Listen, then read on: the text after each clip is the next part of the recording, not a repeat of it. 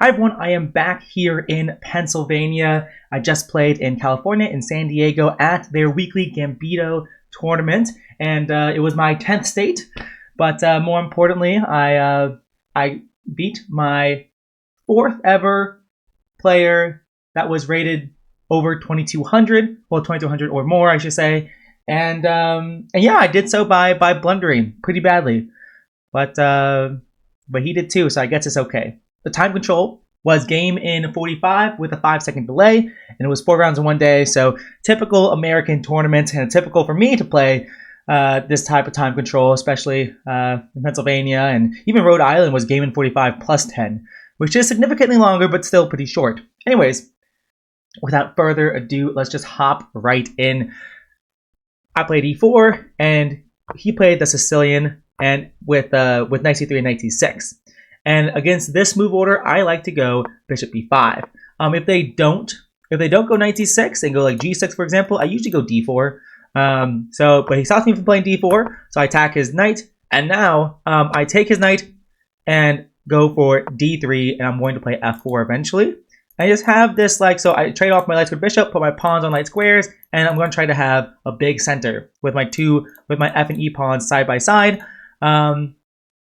And after bishop g7, I target his pawn first. So he plays b6 to defend, and I play queen d2.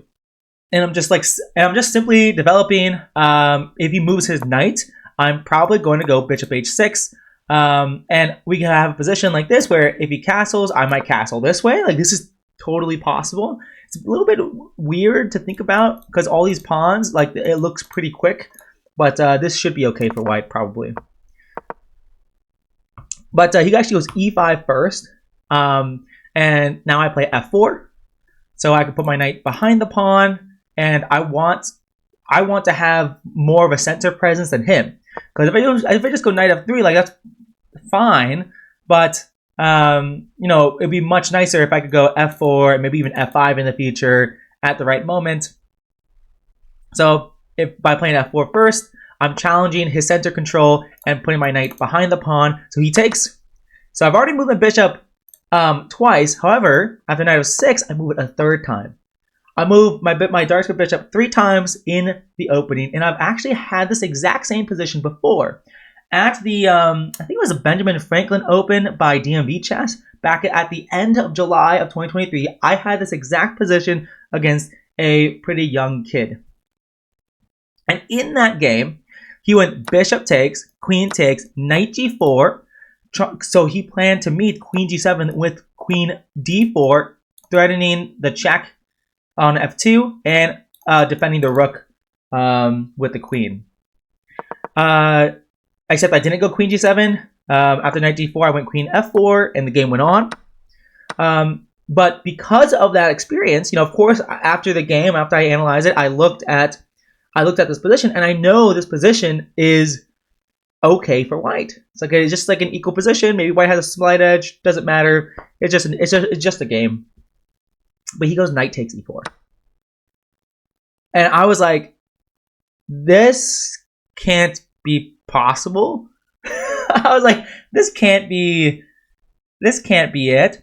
Because and his idea is pretty simple. Like, his idea is, hey, your king's weak. You pushed the pawns near your king. Like, you're losing a pawn tactically. Because if I take back the knight, then he's gonna go queen h4 check. And if, I don't know, let's go g3, for example, he just takes. And yeah, I mean, I could throw in this check just cause, but it doesn't change anything because, you know, I had to move back. There's I have no threat. So his threat, like, and same thing with this, like, same thing with if I take back with the pawn here, then, you know, he just goes to check, and it's bad news bears. It's not super pleasant. But I know that this position can't be losing. Like, I know it can't be losing. Like, there's no way. And just an FYI, so I'm going to look at this game without an engine. My opponent and I did talk about the game afterwards, and he did pull up an engine for one piece I'm going to mention really quickly. But at the end of this video, I'm going to put this game through the game review so we can hopefully learn something together. But back to this move. I decided that I think the reason why this isn't good is because I can give up my queen. Bishop takes bishop, and I'm just fully giving away my queen for 2 pieces, except this knight on d2 is trapped. So I'm going to end up having 3 pieces for the queen. That was my thought. I thought it made sense. Like, yeah, there's nothing wrong with this. Except there is. This maneuver is absolutely losing for the reason that happened in the game. Well, for the reason not what happened in the game. So my opponent, Hayden, super nice guy. We're around the same age. He said he thought all the moves were winning, but they're not. I thought I was just winning no matter what. Like, when I say winning, I mean like winning for him. Like, he thought he was winning in every which way. I thought I was winning because, like, yeah, this got to be winning. No, it's not. It's not at all. He played Queen G5 here. And one of his ideas is after a move like Knight D2, this happened in the game. Queen G5, defending his knight, attacking the pawn. I play Knight D2, so now he can't take the pawn because then I take his knight and my rooks are connected. He has he has a few different moves. He could have played Bishop H3, which is insane. But the idea is that after I take, he's going to castle, and my bishop is under attack. So after I move, he traps my bishop. Just straight up. I guess I might have H4, but probably I could just take with check, and after takes I take, and now it's equal material. Wait, I thought bishop h3 worked for him. How come it's tough? Wait, what did I do after h4? Oh, probably after h4 I go check. No, that can't be it. Oh, I just go check here, duh. Go knight f3 check, and after the king moves, I don't know, like let's say here, because there's no more checks. Oh, that's mate. Oh, that's mate. I guess here. I can go here, and your bishop's still hanging. And after here, well, my bishop's still hanging, I should say. I can probably just go check. And after the king moves, then take the bishop. And this is just winning for black. So Hayden actually saw bishop h3 during the game. He told me after that he saw it, but he thought his other options were winning. Like, he's like, why am I going to do that? I'm just going to put bishop e6 instead, and then castle and, you know, win the bishop eventually that way. But he missed my resource that I saw from afar, which was h4. I didn't even think about bishop h3. Hayden also noted that most likely queen e7 is also just straight up winning, because after king takes, let's say, I don't know, bishop d7. Even bishop d7, for example, this bishop is trapped. Which I didn't believe him at the time. Trying to see, is it actually really trapped? I guess now, yeah, because if I go bishop d7, he can go check, or he can go check, and if after I move my king, now he can castle. Although it's still not totally convinced, because now h4 is defended by the rook, so I'm actually not sure. It does get complicated. Like, but now the king's really weak. King's super weak, so I guess he could go here. Well, then I could go here, and the bishop is still trapped. That looks a little bit sus because of this move, but then I can pin it this way. But the bishop is still not being taken though, so I'm not really sure. It's still complicated. Yeah, it's still really complicated. Because now rook here, I guess I can go check. And after king here, then I can go check here and takes. and so this is winning. So maybe just like the white king is too weak, so it should still be winning for black. Very interesting. Anyways, so he was saying that queen e7 is still winning, which it probably is. It probably is still winning. But he chose the one way where it's not. Because after queen g5, knight d2, no, knight ge2, I should say, bishop e6, I play h4. And he said after the game that h4 was a really clutch move. And, you know, here I am just blissfully unaware that I was dead lost. You know, honestly, ignorance is bliss. I was like, yeah, h4, I'm still winning, yeah. And here's when he, like, visually looked like he got upset. Like, because he realized that he cannot keep my bishop trapped and that he's going to lose his knight. And now, you know, with 3 pieces for the queen, like, even though my king's a bit weak, well, maybe very weak even, you might want to say, you know, even though that's the case, it's not easy to punish. It's really not. Adjust. So he goes queen e3 to keep guard of the knight. But now I go bishop f6. So now he can't castle. He can't go rook d8 even. And his king is going to be a bit unsafe, you know, on his own as well. So it's actually a huge, you know, change of events. That being said, it's not super easy for me. My king's stuck in the center. My rooks aren't well placed. I don't even have rook h3 because of the bishop. Because of the bishop. He goes h6. So my main threat here after bishop f6 was bishop g5 and winning the knight back more comfortably and then castling. So if I can win this knight without moving my d rook, that's pretty awesome. What's funny is I can even castle here. If I that's really funny. I mean, it's completely losing. It has to be completely losing. I'll rephrase that. It has to be completely losing. Probably just this. Yeah, that's probably the easiest way to win. But it's funny that I can still castle. But he plays h6. I go rook d1. I'm going to win back the knight. And now he goes knight f3. So he's like, I'm going to lose a knight. Might as well get a pawn for it. And he doesn't take it. Goes king of fate. And at this point, you know, he's definitely tilted already. Because he played really badly, because he calculated all of this, right? Like he calculated queen g5, knight e2, and he calculated, okay, queen e7 is winning, okay, bishop h3 is winning. Those are all winning. I'm just gonna go bishop e6 instead, missing h4. So, you know, so for him, he's like, oh my gosh, you know, I'm so dumb. Like, side note, this is not winning for black. White is significantly better. Maybe not winning, but +1, +1.2, whatever, after queen f4. This is the key move, where I'm attacking the knight, threatening a check, and I'm keeping my bishop defended, and I'm stopping queen h4 check.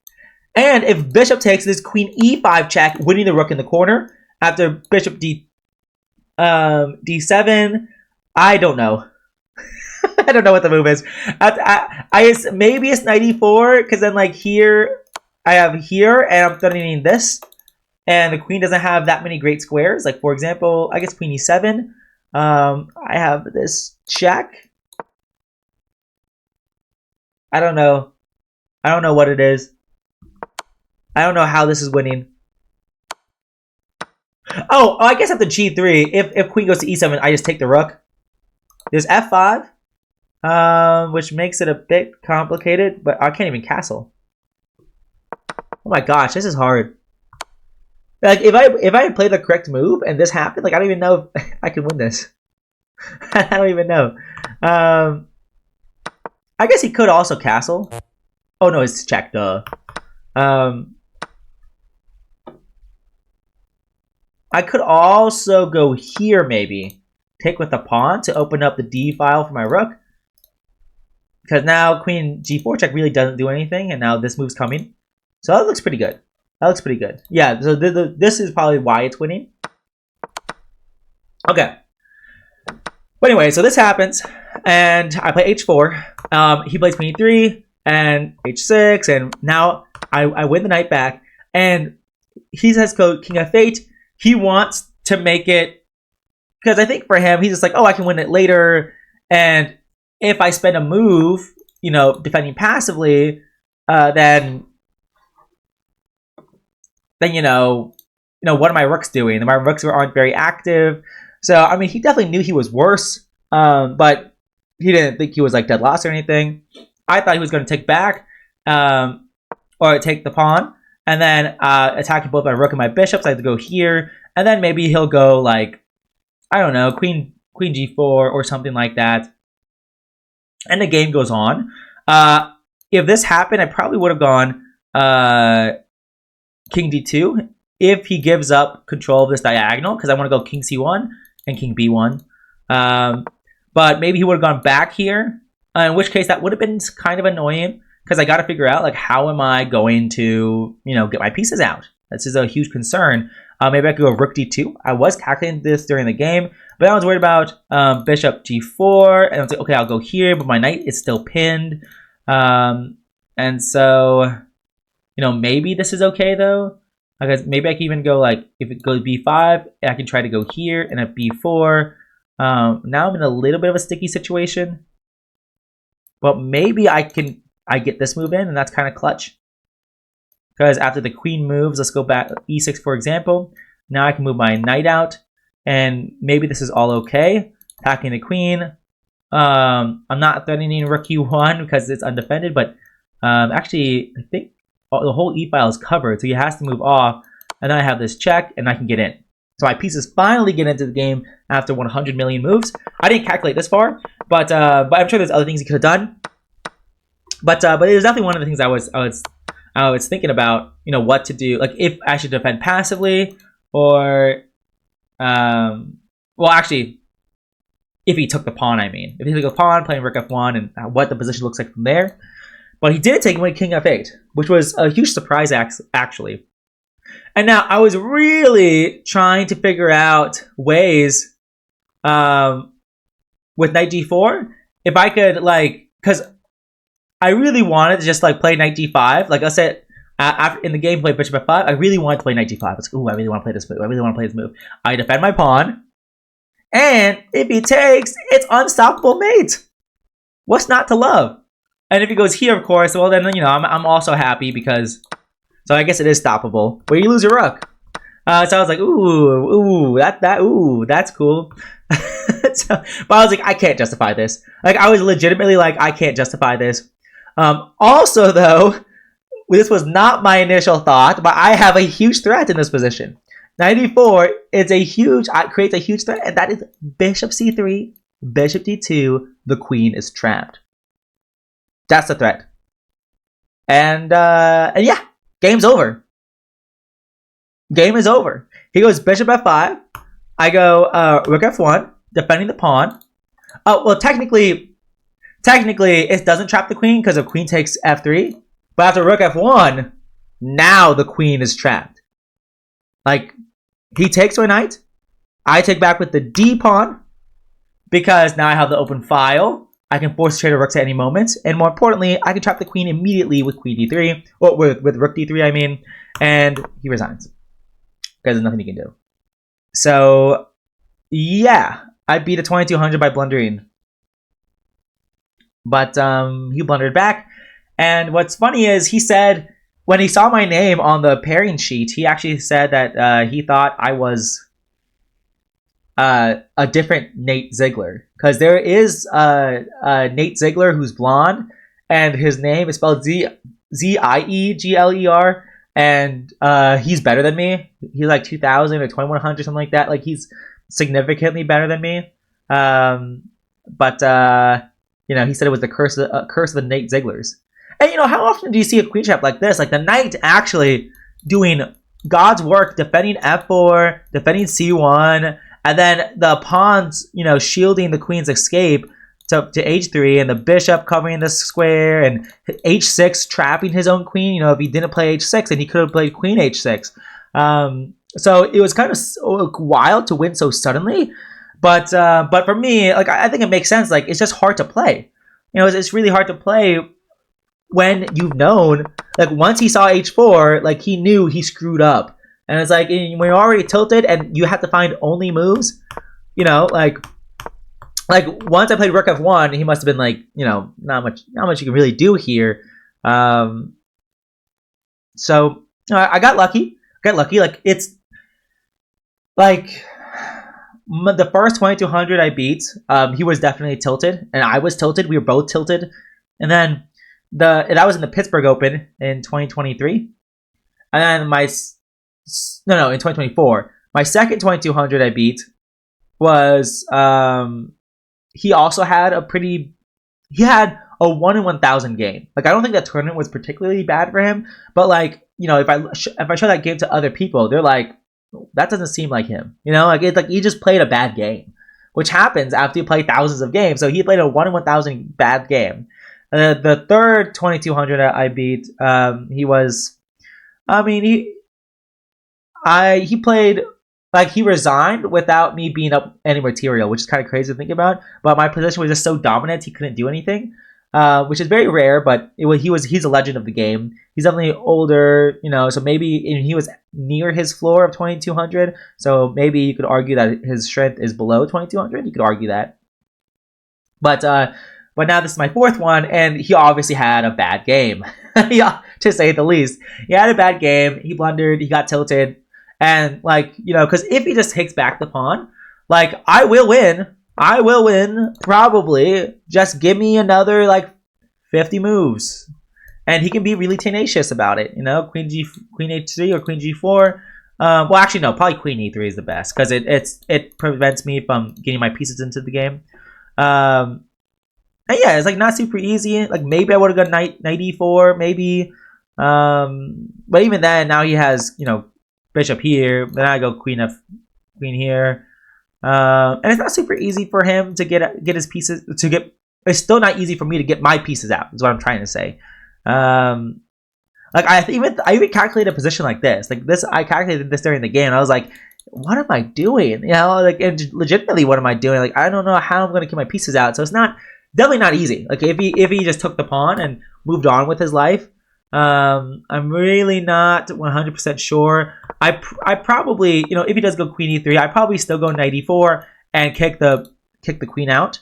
So let's say bishop d4, rook f2, let's say king d7, bishop c2, and if rook here, I go here, and the game goes on here. But now my pawn's hanging, which is annoying. I could probably force a trade. Oh, in this case, the pawn hangs with check. So he would probably go king f8 instead. And bishop d2.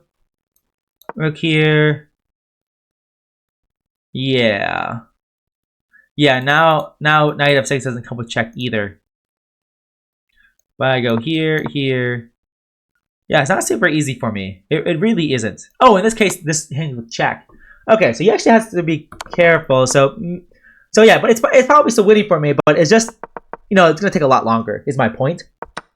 But yeah, so I start the tournament with a win against 2200. What's really interesting about this tournament is that they have an under 1800 section, an open, and then the top 8 players or so get put into an elite section. And they just choose people from the open to play in the elite section. No one told me this in advance. No one asked me hey Nathan, do you want to play in the elite section? Because maybe I wanted to play in the open section and try to win money. But now I play in the elite section and I have 0. I am the lowest rated person in the elite section. By far. Over half the section is masters. I mean, it's good. I want to play in the elite section, but they didn't even ask me, which was kind of weird. I mean, it's cool. It's really cool. It's a good opportunity to play people higher rated. But I remember Hayden afterwards was like, you know what? I did the same thing as you did. I played up against masters and tried to you have more opportunity to win elo. And it's I was just trying to play chess. I wasn't trying to play up. I was just trying to play chess. But anyways, so I started off with a win. And Hayden's a really nice guy.